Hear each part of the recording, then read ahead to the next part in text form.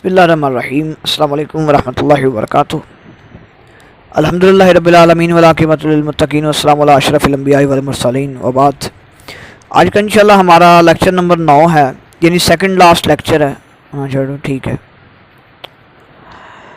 تو انشاءاللہ آج کے لیکچر میں ہم نماز اور اس سے متعلقہ مسائل جو ہیں وہ دیکھیں گے، ان کو سمجھیں گے۔ تو کل ہم طہارت اور پاکیزگی کے مسائل دیکھ رہے تھے،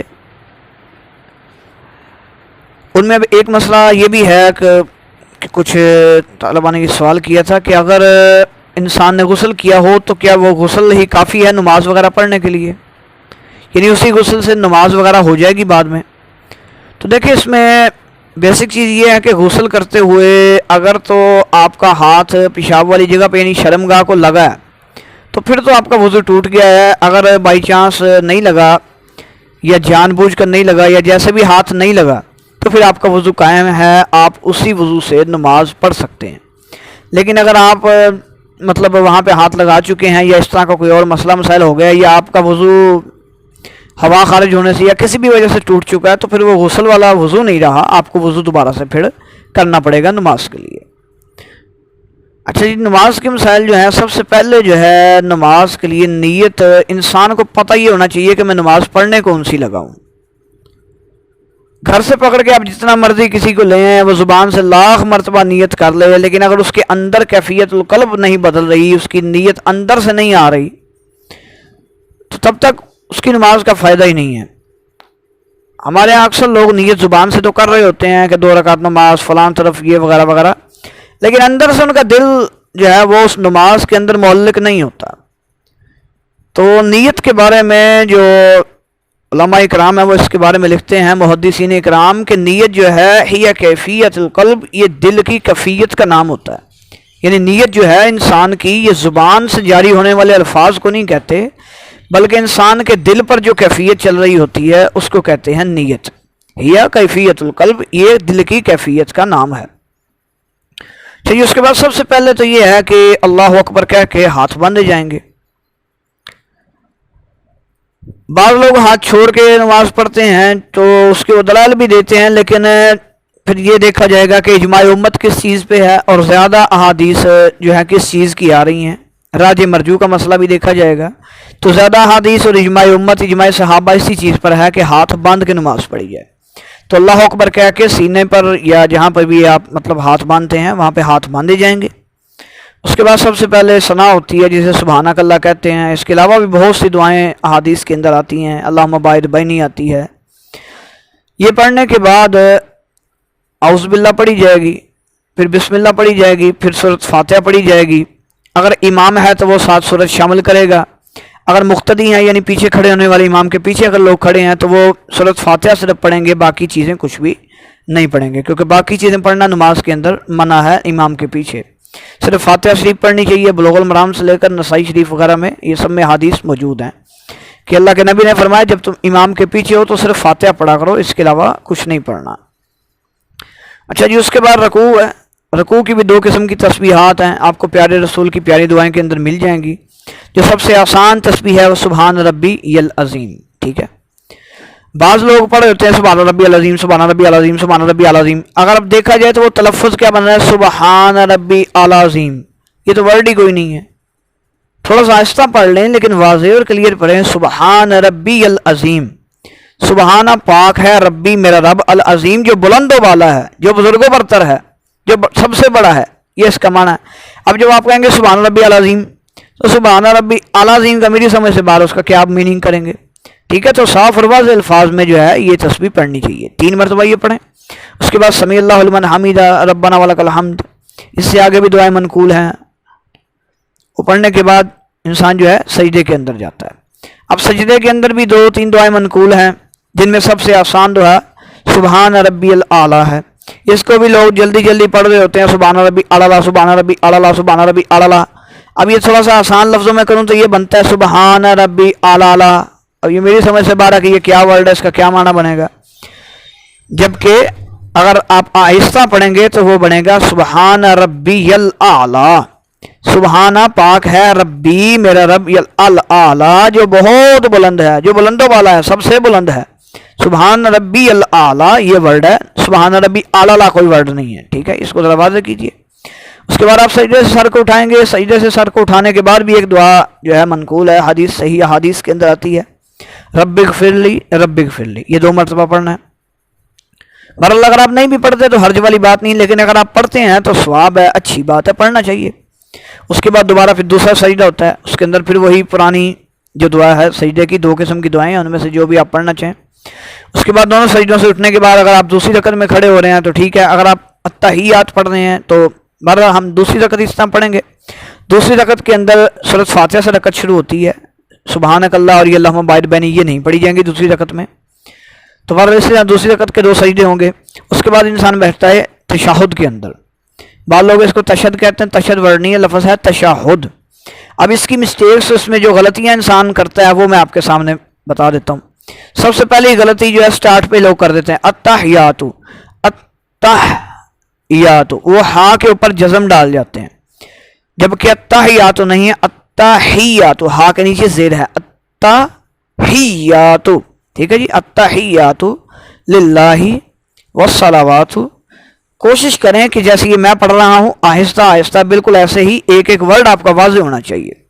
التحیات للہ والصلوات والطیبات، یہاں تک اگر آپ نے بریک لگانی ہے تو ٹھیک ہے۔ ہمارے ہاں دوسری مسٹیک کیا ہوتی ہے، ہمارے لوگ پڑھ رہے ہوتے ہیں التحیات للہ والصلوات والطیبات السلام علیکم، وہ سارا اکٹھا پڑھ کے السلام علیکم کر جاتے ہیں۔ اگر آپ نے ملا کے پڑھنا ہے تو آپ پڑھیں گے التحیات للہ والصلوات والطیبات السلام علیکم، والطیبات السلام علیکم نہیں، والطیبات السلام علیکم، تاکہ اوپر جو پیش ہے اس کو آپ سین سے ملائیں گے، والطیبات السلام علیکم۔ ہماری غلطی کیا ہو رہی ہے، والطیبات السلام علیکم، والطیبات السلام علیکم نہیں ہے، والطیبات السلام علیکم ایھا النبی ورحمۃ اللہ وبرکاتہ۔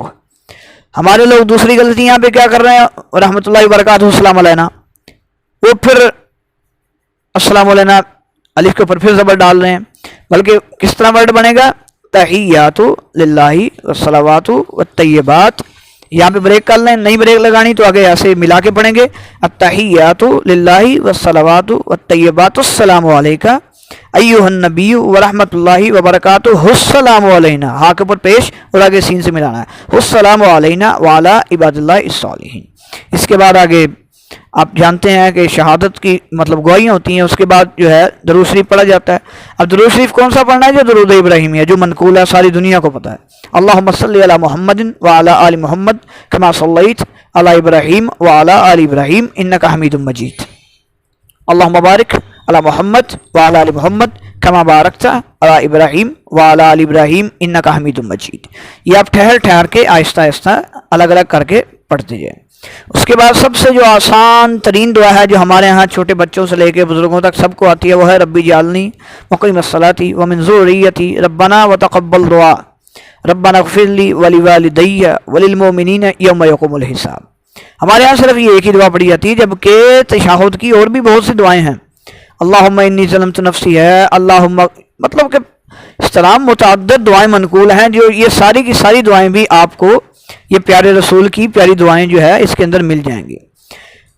کوشش کریں کہ یہ مختصر سی کتاب ہے، یہ کوئی بہت بڑی کتاب نہیں ہے، یہ پیارے رسول کی پیاری دعائیں جو ہے یہ کوئی بہت بڑی کتاب نہیں ہے، یہ غالباً آج کل یہ 15 یا 20 روپے کی شاید مل جاتی ہے۔ لاسٹلی ہمارے ایک اسلامی بہن ہے، انہوں نے منگوائی تھی، تو تقریباً میرے خیال میں یہ 7 روپے کی یا 17 روپے کی، کنفرم نہیں مجھے، 7 یا 17 روپے میں سے دونوں میں سے ایک ریٹ تھا، اتنے کی نہیں ملی تھی، انہوں نے تھوڑی سی منگوائی تھی۔ چلے بہرحال 20 روپے کی لگائیں، کو بہت زیادہ پسماندہ علاقے میں بھی اگر چلے جائیں کوئی زیادہ ریٹ بھی لگائے گا تو 30 روپے میں آ جائیں گی۔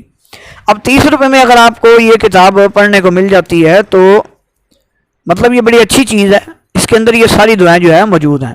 اگر آپ کے پاس ٹچ والا یا اینڈرائڈ موبائل موجود ہے تو آپ اس کے پلے سٹور میں جائیں، وہاں پہ آپ اردو میں یا انگلش میں لکھ دیں پیارے رسول کی پیاری دعائیں، نیلے کلر کی وہ کتاب سی ہے، چھوٹی سی کتاب ہوتی ہے، نیلے کلر کی، آگے آپ کو وہاں پہ اس کا ٹائٹل نظر آ جائے گا پیارے رسول کی پیاری دعائیں کا، تو اس کے اندر یہ ساری دعائیں موجود ہے، یعنی ایپ بھی ہے، آپ اس ایپ کو پلے سٹور سے بھی ڈاؤن لوڈ کر سکتے ہیں۔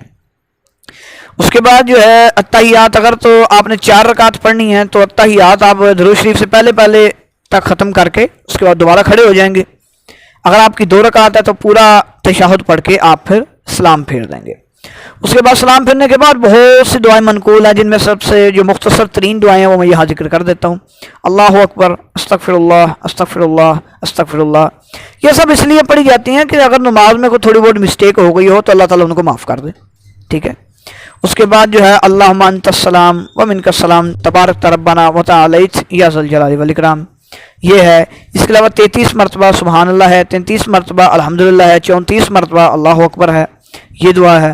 اس کے علاوہ بھی آپ جو دعائیں پڑھنا چاہیں وہ آپ پڑھ سکتے ہیں۔ ہاتھ اٹھا کے دعا کیجئے، اپنے لیے بھی کیجئے، ملک و قوم کے لیے کیجئے، اسلام کے لیے کیجئے، مسلمانوں کے لیے کیجئے، جتنی لمبی آپ دعا انفرادی طور پہ کر سکتے ہیں وہ کیجئے۔ ہمارے ہاں بس یہ کام ایک چل پڑا ہے کہ ہم نے سارا کھاتا امام کے سر پہ ڈالا ہوتا ہے، بس وہ ہاتھ اٹھاتا ہے بیچارہ، وہ واجبی سی تھوڑی سی دیر کی دعا کرواتا ہے، رٹے رٹائے جملے ہیں، نہ اس کو پتہ ہے میں کیا کہہ رہا ہوں، نہ پیچھے آمین کہنے والوں کو پتہ ہے ہم کیا سن رہے ہیں، کیا کہہ رہے ہیں۔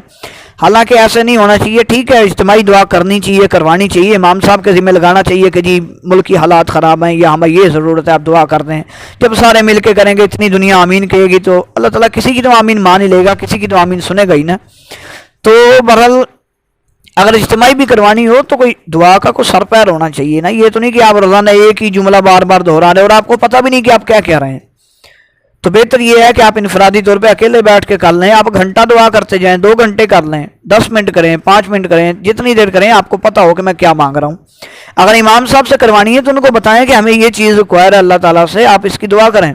تو امام کو بھی چاہیے کہ اگر کسی نے دعا کا کہہ دیا ہے پھر وہ دعا کو دعا سمجھ کے کروائے، وہ سر کا بوجھ نہ سمجھے۔ تو یہ مختصر سی باتیں تھیں نماز کے متعلق۔ اگر کوئی دعا ساتھ ملانا چاہے تو کیا ملا سکتے ہیں؟ ہاں اگر کوئی دعا یعنی ساتھ ملانا چاہتا ہے تو عربی زبان، اگر نماز کے اندر دعا کو مانگنی ہے، نفل وغیرہ پڑھ رہا ہے تو سلام پھرنے سے پہلے عربی زبان میں وہ دعا کرے گا، کیونکہ اللہ کے نبی صلی اللہ علیہ وسلم نے ایک حدیث میرے ذہن میں آ رہی ہے، اس میں آپ نے یہ فرمایا تھا کہ بما شاء، کہ جو دعا چاہے پڑھ لے۔ یعنی اگر اس نے نماز کے اندر کو دعا مانگنی ہے تو وہ صرف اور صرف عربی زبان میں ہوگی، کیونکہ پوری کی پوری نماز جو ہے یہ عربی میں ہے۔ اگر کسی بندے کو عربی زبان میں دعا نہیں آتی تو پھر وہ سلام پھیرے، سلام کے بعد ہاتھ اٹھائے اور جتنی مرضی دعائیں کرتا جائے۔ نبی صلی اللہ علیہ وسلم کی ایک حدیث مبارکہ ہے، اس میں آپ نے فرمایا کہ اللہ تعالیٰ جو ہے وہ بڑا باحیا ہے، اللہ تعالیٰ بڑی شرم و حیا والا ہے۔ جب کوئی بندہ ہاتھ اٹھا کے اس سے دعا کرتا ہے تو اللہ تعالیٰ شرم محسوس کرتے ہیں کہ اس کے ہاتھوں کو خالی لٹائیں۔ تو اس لیے بھائی ہاتھ اٹھا کے رب سے مانگنا چاہیے، بار بار مانگنا چاہیے۔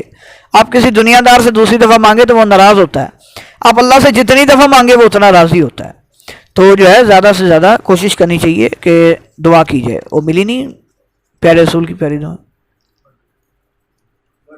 اب بڑے سائز میں جو بڑے سائز میں اس کے 2 سائز ہیں، اندر چیز ایک ہی دکھاؤ۔ یہ ایک اس وقت آپ کو ہم اسکرین پہ دکھا دیتے ہیں، یہ دیکھیں پیارے رسول، یہ غالباً یہ اصل میں کیمرے کا رخ جو ہے وہ میری طرف کو ہے، اس لیے آپ کو شاید یہ الفاظ الٹے نظر آ رہے ہوں گے۔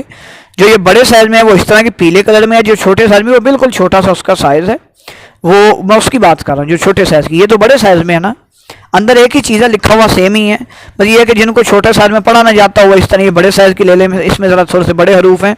اور اس کے مؤلف مرتب جو ہیں وہ ہیں محمد عطا اللہ حنیف، شیش محل روڈ لاہور، یہ لاہور سے مطلب یہ چھپی ہوئی ہے۔